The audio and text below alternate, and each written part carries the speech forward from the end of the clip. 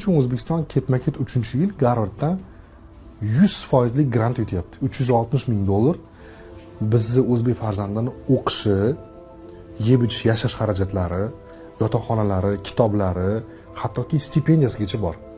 Garvard to'liq $360,000 4 yil to'lab beradi. Shu bilim bilan olyapti biz. Shu bilim bilan olyapti. Hayron qoldim. Nima uchun va qanday tanlab oladi degan narsaga men buni xalqimiz bilishi kerak, buni odamlar bilishi kerak. Nimaga u bunaqa taktika tanlaganlar? Qiziq joyi. Ular men hayron qoldim.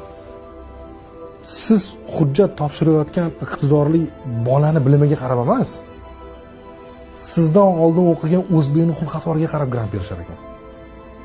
Men eshitib qoyil qoldim. Ha, demak o'sha ketma-ketlikda mana shu joyi bor. Albatta, qarang qanday siyosat o'ylashgan. Ular aytganki, biz bir o'zbek farzandiga grant bersakda, lekin u kelib o'qimasa, a'lochi bo'lib, Garvard o'zini eng zo'r yutuqlarini ko'rsatmasa, keyingi yil O'zbekistonga grant bermaymiz. Demak, undan o'zini ham manfaatdor ekanligini ko'rsatyapti. Qanday uzoqni o'ylagan taktika. Ya'ni bular aytmoqchiki, siz O'zbekistonni butun dunyoga Garvardda namoyon qilyapsiz. Sizni Garvardga 100% grantga kirganingiz bu 4 yil ichida siz eng zo'r talaba bo'lasiz degani emas. Har yili natijangizga qarab, sizni davlatingizga biz grant beramiz.